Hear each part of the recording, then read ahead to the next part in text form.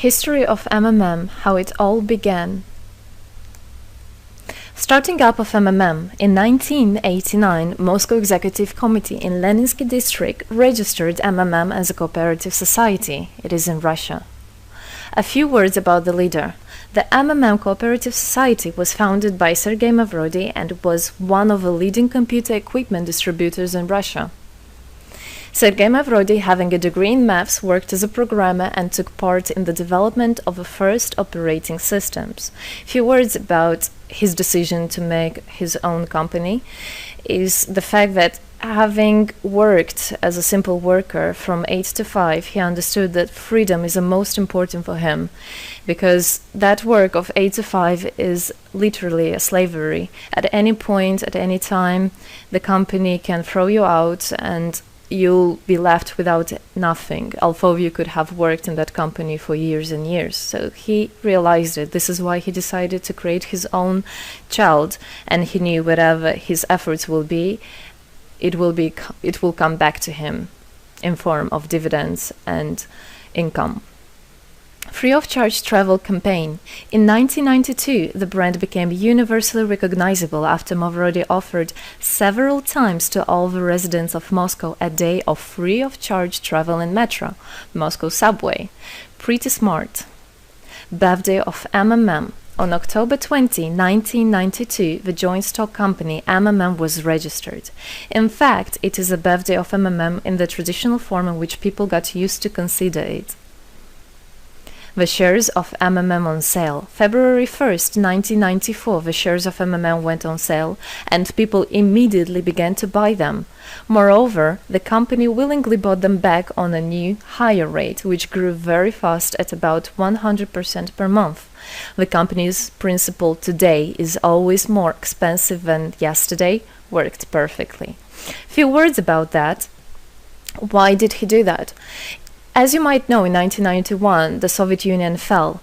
So if until at the time of the Soviet Union, everything that there was in the country, like properties, different companies or whatever that was bringing some goods, was national.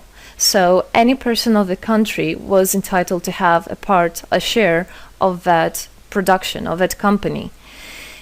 Everybody was equal. But when the Soviet Union fell, what it meant is that all the companies, all the properties had to be privatized. So you can imagine there is a company, a huge company. People worked there for years and years. And at one moment, there comes a person and says, all that is mine. Yes, this was the case. And obviously that information, that laws about the fact that it was possible to privatize was kept only for a small group of people for obvious reasons. So a simple worker who worked in that company for years and years or all his life didn't know he can actually come and say by law that that is his. So what genius idea Sergei Mavrodi had is to sell these shares to gather the money of the people, and with this money to buy those companies. So basically, if a person has an MMM share, he would have had an exact share from the company that Sergei Mavrodi bought. For example, a company from oil and gas or something else. Obviously, he knew perfectly which companies are worth it and which companies were not. There was quite a battle there. So as you can see, his idea was great, but let's see what happens. Government is trying to hinder MMM's activities. Surprise, surprise. Planned by the Russian government, MMM 94 was intentionally collapsed. It began when tax inspectors accompanied by OMON officers passed through the crowd of depositors and went inside the central office of the company to give a notice about the planned tax inspection. Right. So obviously, the small group of people that I was talking about is the government people, is the people that have connections and so on. And they wanted, obviously, all that money, all those properties to be kept in their hands. This is how the nowadays oligarchs were made. At that moment, they had nothing. In one day, they got loads of money. And now you can know them as very rich people who made their money on the back of a nation. So obviously they did something just to provoke some panic going through the crowd. Obviously, for any financial institution, a panic is really bad. As I remind you, at that time, MMM was selling shares, was a share stock company, let's say. Mavrody's arrest. Sergei Mavrody was arrested on tax evasion charge. Really lame excuse. It wasn't at all like that. What happened, even the person that was in charge with giving the arrest, he told him that there was no other option for them. They had to do something, even though it was illegal what they were doing, but they had to do it as they were afraid of him. Because, as he said, another 2-3 months, and in whole Russia there would be no government, no banks, nobody, only Sergei Mavrody, that who holds the money nowadays. This is in charge. So he was arrested, and his arrest was broadcasted live on all TV channels, obviously to show off more, to show people how bad he is, and actually the government didn't do anything wrong. On the same day, there was a storm of the central office of MMM. The company was prescribed to recover 49.9 billion rubles to the budget. Huge money. The question about the money in MMM 94 is open, as no one still can give an answer where it is. The authorities simply turned a blind eye to it, although hundreds of eyewitnesses are ready to confirm, even under oath in court, that they saw 17 trucks take out cash through the back door. So unfortunately, at that time, there was no internet, no bitcoins, no other internet wallets, and all the money were obviously kept in cash in the MMM offices. And the government took advantage of it. They just came, took it out, and then they said nothing. Moreover, they didn't say where the money went. They even made the way to make people believe that Sergei Mavrody was the one who took all those 17 trucks of money and disappeared. But obviously it wasn't the case. It was a simply lame excuse. Demonstrations against state authorities. August 1994. Thousands of MMM depositors affected by the artificial collapse of the pyramid protested and demanded to set Mavrody free. Actually, Mavrody could have used his powers and do bigger protests, but he decided not to do that, as that would made as obvious a different protests of this type. Could be people injured or even killed, so he decided not to use people in this purpose. It was very noble from him to do that. MMM leader became a deputy. However, he found a way to get out of the prison. Being imprisoned, Sergei Mavrody had managed to register as a candidate for a deputy of the State Duma and was released from prison. He won the elections by a landslide and became the deputy of the State Duma of the first convocation. So, as a deputy in Russia, they have privileges. This is why, becoming a deputy, he was set free. The State Duma is against Mavrody. Surprise, surprise! The State Duma deputies deprived Sergei Mavrody of his deputy plenary powers due to his permanent absence at the Duma's meetings. That incident was the only one in New Russia's history. Sergei Mavrody wasn't interested at all in politics. It's not, he hates politics, as he said it many times. So he became a deputy only for the reason to get out of a prison. That's it. He wasn't interested to go to their meetings, as he himself considered as well the people there as being quite silly and not worthy to spend time with. But this was another lame excuse for them to deprive him by saying that he is absent. A candidate for presidency. The Central Election Commission registered the authorized representatives of the initiative group that had nominated Mavrody as a candidate for the president of Russia, but subsequently rejected a significant part of the signatures in the support of a candidate, and his registration was renounced.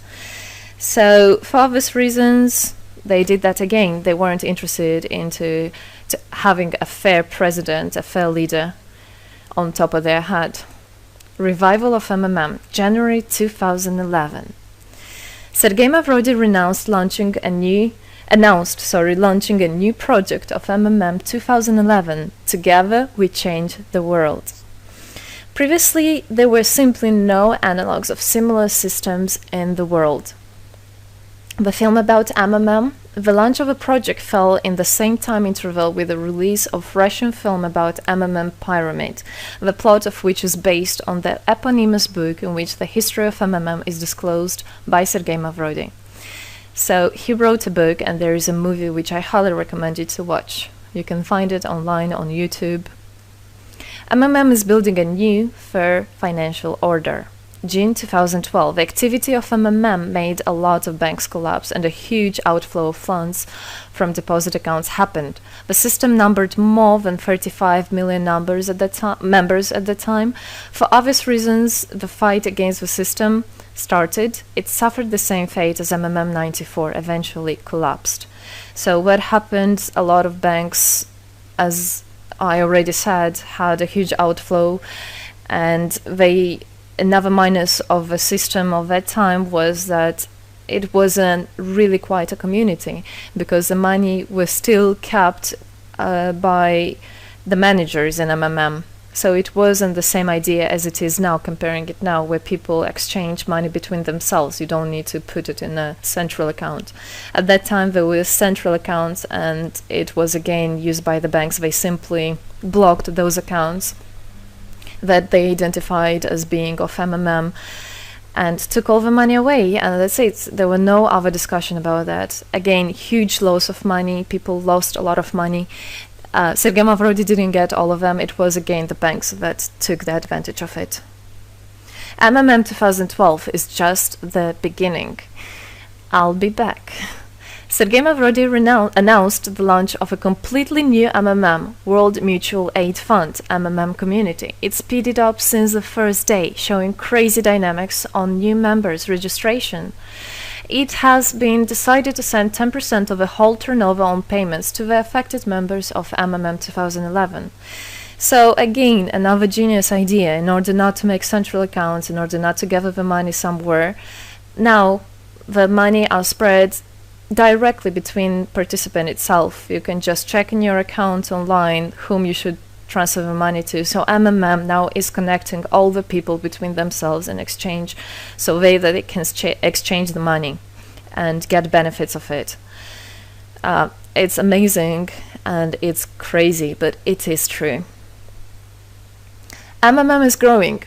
Some short facts. 2012, MMM started its development in India. It had great, huge developments. 2012-2013, following India, MMM Bangladesh was launched as well. 2013, MMM Indonesia was launched. 2014, MMM Hong Kong. And it's not the end. MMM Global, 2014.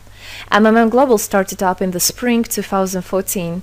It is a voluntary network, a community of millions and millions of people from more than 100 countries worldwide. So there is already MMM settled in Argentina, Brazil, Philippines, Hong Kong, and other.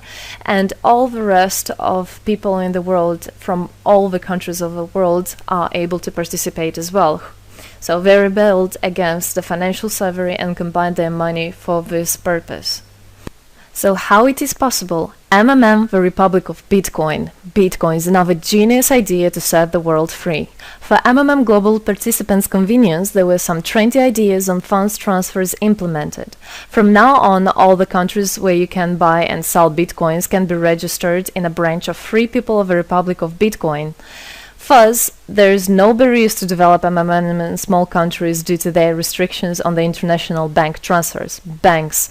This is not something that we would want to use, as the banks can anytime put restriction on an account or even block an account and take all the money. Yes, the banks can do that. Read better your contract. So, Bitcoins is really genius idea to do that. Join MMM Global, join our community, set the world free. Don't hesitate, don't even think of going back, just go always forward. We are writing the history right here and right now. We are not going to be any more slaves working from 8 to 5, having pennies for that. We want to hold our own money and to get the benefits of it. I don't want a bank to use my money for their own purposes. I want us people, free people, to use our money, to exchange the money when it is needed, and to help each other. This is really a great idea. And join us, write the history here today with us, and together we will indeed change the world.